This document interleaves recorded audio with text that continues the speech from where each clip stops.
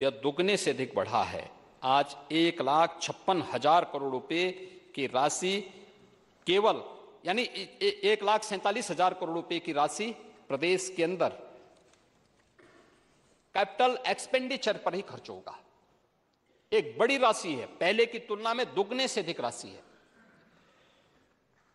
और प्रदेश के अंदर निर्यात, कल कह रहे थे नेता विरोधी दल कि ओडीओपी क्या हो गया। ये वन डिस्ट्रिक्ट वन प्रोडक्ट है, जिसने यहां की परंपरागत उत्पाद को, एमएसएमई को एक नया जीवन दिया है। और एमएसएमई को नया जीवन देने का परिणाम है कि उत्तर प्रदेश एक्सपोर्ट का एक हब बना है। आज उत्तर प्रदेश 16-17 की तुलना में दुगने से अधिक एक्सपोर्ट कर रहा है। 1,56,000 करोड़ रुपए से अधिक का एक्सपोर्ट हमारा केवल 21-22 में ही पहुंच चुका है। लेकिन ये सच है कि आप ओडीओपी तो नहीं दे पाए, लेकिन वन डिस्ट्रिक्ट वन माफिया जरूर दे दिए थे। वन डिस्ट्रिक्ट वन माफिया, कौन जिला ऐसा नहीं था जिसमें एक नया माफिया न खड़ा हुआ? आपका कौन जिला था? कहीं संगठित अपराध में लिप्त माफिया थे, कहीं खनन माफिया थे, कहीं पशु माफिया थे, कहीं वन माफिया थे, कहीं भू माफिया थे। और ये आम उत्तर प्रदेशवासी जानता है इस बात को। आम उत्तर प्रदेशवासी इस बात को करता है। हर व्यक्ति इस बात को जानता है। लेकिन मुझे प्रसन्नता है कि हमारी सरकार ने वन डिस्ट्रिक्ट वन प्रोडक्ट की अभिनव योजना प्रदेश की एमएसएमई को देश के अंदर और दुनिया के अंदर एक नई पहचान दिलाने के लिए प्रस्तुत की थी। आज वो दुनिया की लोकप्रिय योजनाओं में से एक हो चुकी है। वैश्विक मंच पर आप देखते होंगे, जब आदरणीय प्रधानमंत्री जी दुनिया में कहीं जाते हैं और दुनिया के राष्ट्राध्यक्षों को उत्तर प्रदेश की वन डिस्ट्रिक्ट वन प्रोडक्ट से जुड़ी हुई किसी एक प्रतिकृति को उपलब्ध करवाते हैं, तो वह कलाकार, वह हस्तशिल्पी, वह कारीगर भी गौरवान्वित होता है। उसका बिजनेस वैश्विक मान्यता प्राप्त करता है। जियो टैग मिल रहे हैं, मार्केट में ओडीओपी छा रही है, यूनियन बजट का ही पार्ट बनता है। इस पर गौरव की अनुभूति करने की बजाय इसकी हम तौहीन करें, ये तो हम अपने हस्तशिल्पियों का, अपने कारीगरों का अपमान कर रहे हैं। उनको हम लोग हतोत्साहित कर रहे हैं। हमें तो उसे प्रोत्साहित करना चाहिए, वो हमारी उपलब्धि है, हमारी विरासत का हिस्सा है।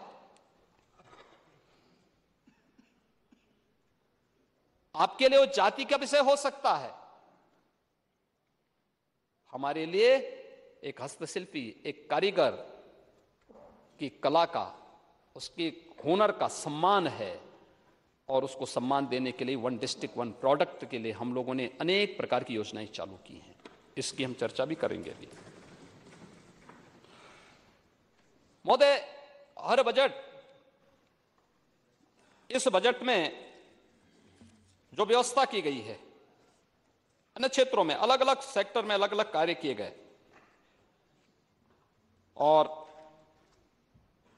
इसमें खासतौर पर बैंकिंग सेक्टर में अगर हम देखेंगे 2012 से 17 के बीच में जो बैंकिंग व्यवसाय था उत्तर प्रदेश में, वो कुल 12,79,995 करोड़ रुपए का हुआ था। और 17 से 22 के बीच में यह बढ़ करके 22,06,000 करोड़ रुपए से अधिक का हुआ है, केवल बैंकिंग व्यवसाय। सीडी रेशियो, बैंकों की जो पूंजी जमा हुई है उसमें से कितना पैसा यहां के यूथ को, यहां के उद्यमियों को लोन के रूप में मिला है, जो पहले 17 में मात्र 46% था, आज ये बढ़ करके लगभग 55% से अधिक हो रहा है, 55% क्रॉस कर रहा है।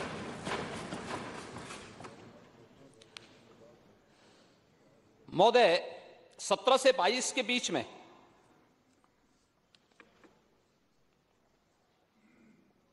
9,52,000 करोड़ रुपए से अधिक का ऋण भी वितरित हुआ है।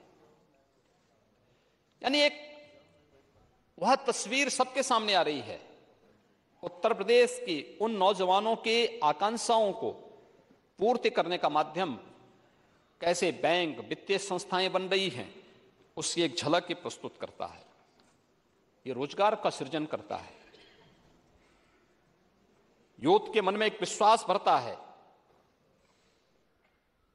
निजी निवेश को प्रोत्साहित करता है, कारीगरों के हुनर को प्रोत्साहित करता है, उसको आगे बढ़ाने का कार्य करता है, राज्य की श्रम शक्ति का सम्मान करता है और अर्थव्यवस्था में भी संतुलन लाने का कार्य करता है। भविष्य में और अधिक उत्पादन करने की क्षमता की भी आपके पोटेंशियल को देश और दुनिया के सामने प्रस्तुत करता है। आज ये प्रदेश उस दिशा में आगे बढ़ा है और उसी के लिए आज हम लोगों ने जब यहां पे चर्चा हुई, कि चर्चा होने लग गई कि आखिर कैसे इस 1 ट्रिलियन की बात कर रहे थे।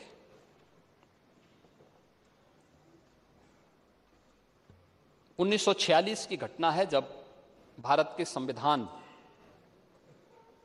निर्माण की कार्रवाई प्रारंभ हुई।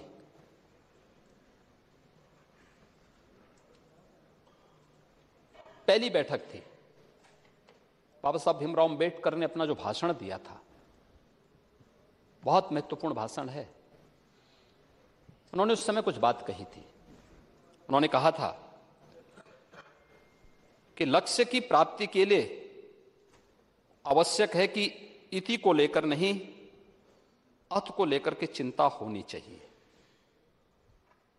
अर्थात लक्ष्य साफ है, प्रश्न है उसे पाने के लिए शुरुआत कैसे करें।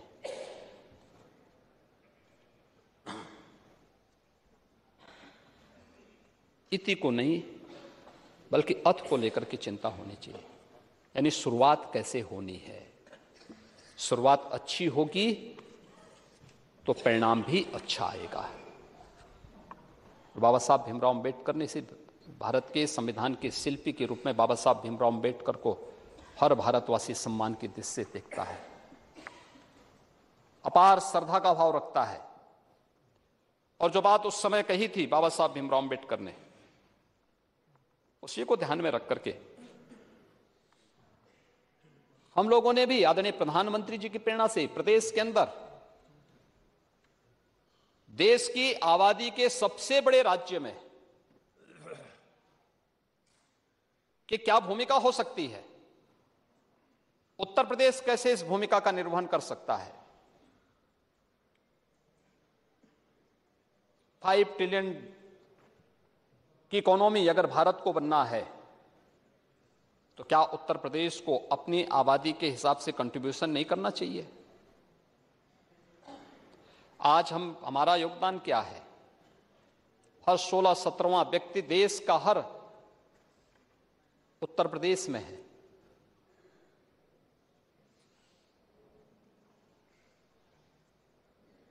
साढ़े पांच से लेकर 6.5 व्यक्ति, यानी में से एक व्यक्ति, एक पौवा भाग उत्तर प्रदेश के अंदर निवास कर रहा है। लेकिन क्या उतना कंट्रीब्यूशन हमारा है? भारत की जीडीपी में उत्तर प्रदेश का योगदान अभी तक मात्र 8% है। इसको बढ़ा के 16 से 20% तक पहुंचाना है। और उत्तर प्रदेश जिस रास्ते पर चला है ये होगा, है संभावना यूपी के अंदर, और उसी को प्राप्त करने के लिए हम लोगों ने कार्य प्रारंभ किया। नेता विरोधी दल तो कल इसी पे प्रश्न लगा रहे थे, प्रश्न चिन्ह खड़ा कर रहे थे, क्या ये संभव हो पाएगा। मुझे बड़ा आश्चर्य हो रहा था कि कैसी बात कर रहे हैं, क्यों नहीं हो सकता है। और उत्तर प्रदेश में क्या नहीं है, क्या नहीं है उत्तर प्रदेश के अंदर? देश की सबसे अच्छी उर्वरा भूमि उत्तर प्रदेश के पास है। देश का सबसे अच्छा जल संसाधन हमारे पास है। अगर दुनिया के अंदर सबसे युवा राष्ट्र भारत है, सबसे अच्छा यूथ भारत के पास है, तो भारत में वह क्षमता यूपी के पास है। यूपी सबसे अच्छा यूथ भी रखता है, सबसे बड़ा श्रम बाजार भी है और युवा शक्ति को भी रखता है। MSME 96 lakh MSME unit UP के पास है। कनेक्टिविटी यूपी की, रोड कनेक्टिविटी, रेल की कनेक्टिविटी, एयर कनेक्टिविटी, वाटरवे, यह हर प्रकार की कनेक्टिविटी आज उत्तर प्रदेश के पास है। मैं तो कल मैं सोच रहा था कि नेता विरोधी दल ये ना बोल रहे कि डेडिकेटेड फ्रेट कॉरिडोर हम बना रहे हैं या हमने शुरू कर ली थी। खैर, हो सकता है भूल गए हों, अगले भाषण में फिर बोल भी लेंगे। लेकिन 16,000 किलोमीटर से अधिक का रेल नेटवर्क यूपी के पास और freight corridor eastern and western दोनों उत्तर प्रदेश से होकर गुजर रहे हैं। संभावना यूपी के पास है। इनलाइन वाटरवे वाराणसी से हल्दिया के बीच, अभी 13 जनवरी को आदरणीय प्रधानमंत्री जी ने दुनिया के सबसे लंबे रिवर क्रूज का शुभारंभ भी किया।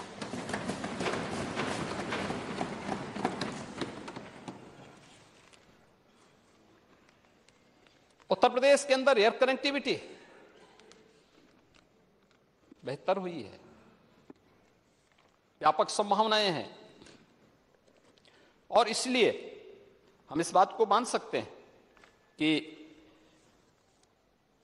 जो आदरणीय प्रधानमंत्री जी ने 5T का मंत्र दिया, talent, tradition, trade, tourism and technology, इसको प्रदेश के अंदर विस्तार दिया जा रहा है। हर एक फील्ड में देख रहे हैं। अब केवल उत्तर प्रदेश के अंदर एक्सप्रेस हाईवे ही नहीं, हाईवे भी है। ब्रॉडबैंड ऑप्टिकल फाइबर नेटवर्क, इस पर भी फोकस किया जा रहा है। सभी 58,000 ग्राम पंचायतों में ग्राम सचिवालय का निर्माण करके सभी स्कूल कॉलेजेस को भी इन सुविधाओं से आच्छादित करने की कार्रवाई की दिशा में उत्तर प्रदेश आगे बढ़ा है। इसमें तो हर एक को खुश होना चाहिए। हमारे पास स्केल भी है और स्किल भी है और 6 वर्ष में स्पीड भी बढ़ी है। यह भी उत्तर प्रदेश के पास है। महोदय, प्रदेश के इस पोटेंशियल का लाभ उत्तर प्रदेश को कैसे प्राप्त हो, उत्तर प्रदेश की 25 करोड़ जनता के माध्यम से देश को कैसे प्राप्त हो, इन सब पर ध्यान देने के लिए ही हम लोगों ने कार्य प्रारंभ किया। और मैं बार बार कहता हूं, देश की कृषि योग्य भूमि में से 11 से 12% हमारे पास है, लेकिन खाद्यान्न उत्पादन 19 से 20% यूपी करता है देश के लिए। अगर ये कर सकता है, और मेरा मानना है अब इसमें 3 गुना अधिक क्षमता है, इसको और 3 गुना बढ़ाया जा सकता है।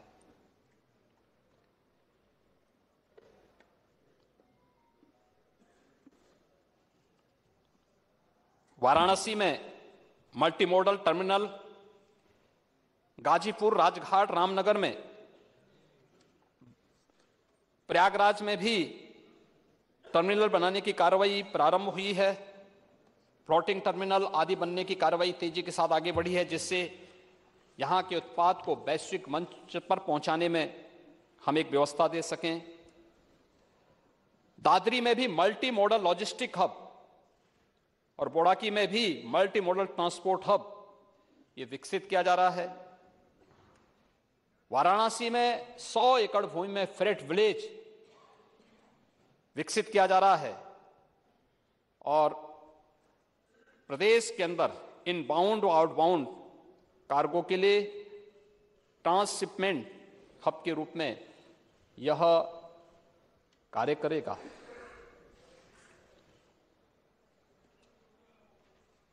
उत्तर प्रदेश की इन सभी क्षमताओं को ध्यान में रख करके ही हम लोगों ने $1 ट्रिलियन की इकोनॉमी की दिशा में अपने कार्यक्रम को आगे बढ़ाया और उसमें हम लोगों ने महोदय 10 सेक्टर चिन्हित किए हैं जिस पे लगातार कार्य चल रहा है। मैं तो चाहता था इस सदन में $1 ट्रिलियन की इकोनॉमी पे चर्चा होनी चाहिए, लेकिन मैं जानता था कि हमारे सहयोगी दलों के लोग तो आएंगे, लेकिन सस्टेनेबल डेवलपमेंट गोल्स पर जब चर्चा हुई थी तब समाजवादी पार्टी सदन से वॉकआउट करके भाग गई थी। सस्टेनेबल डेवलपमेंट गोल्स गरीबी का सर्वथा उन्मूलन, सबको शिक्षा, सबको स्वास्थ्य, सबको रोजगार, अन्नदाता किसानों का उत्थान, मातृशक्ति को मिले सुरक्षा की गारंटी, फाइनेंशियल इंक्लूजन, इन सभी मुद्दों को लेकर के थी। 36 घंटे तक इस सदन में चर्चा हुई, लेकिन शिवपाल जी को छोड़ करके बाकी सपा गायब थी और उनकी कभी कभी रुचि मुझे लगता है डेवलपमेंट पे है, लेकिन बाकी सपा गायब थी और इसलिए चुनाव में जनता ने उसको सफाया भी कर दिया। और महोदय ये 10 सेक्टर जो हमने चिन्हित किए, उत्तर प्रदेश किसी पोटेंशियल को ध्यान में रखकर किए, विश्वास है उत्तर प्रदेश उसे अचीव करेगा। जो टारगेट तय किए गए हैं अच्छी दिशा में आगे बढ़ रहे हैं। हम मानते हैं कोविड कालखंड ने हमारी अर्थव्यवस्था को प्रभावित किया, हमारी स्पीड को भी बाधित करने का प्रयास किया, लेकिन बिना रुके बिना डिगे फिर भी इन कार्यक्रमों को आगे बढ़ाने का कार्य हुआ। इसमें पहला सेक्टर है कृषि का। कृषि विपणन एवं विदेश व्यापार, कृषि शिक्षा और अनुसंधान, उद्यान और खाद्य प्रसंस्करण, गन्ना विकास, पशुधन, दुग्ध विकास, मत्स्य, रेशम विकास, लघु सिंचाई, भूगर्भ सिंचाई, सिंचाई और जल संसाधन, सहकारिता, ये सभी को इसके साथ जोड़ा गया है। दूसरा सेक्टर है अवस्थापना और औद्योगिक विकास का। अवस्थापना और औद्योगिक विकास में विकास के साथ साथ एमएसएमई, हथकरघा और वस्त्रोद्योग, ऊर्जा, अतिरिक्त ऊर्जा, आईटी एवं इलेक्ट्रॉनिक्स, नागरिक उड्डयन, इंफ्रास्ट्रक्चर, चाहे वो लोक निर्माण विभाग की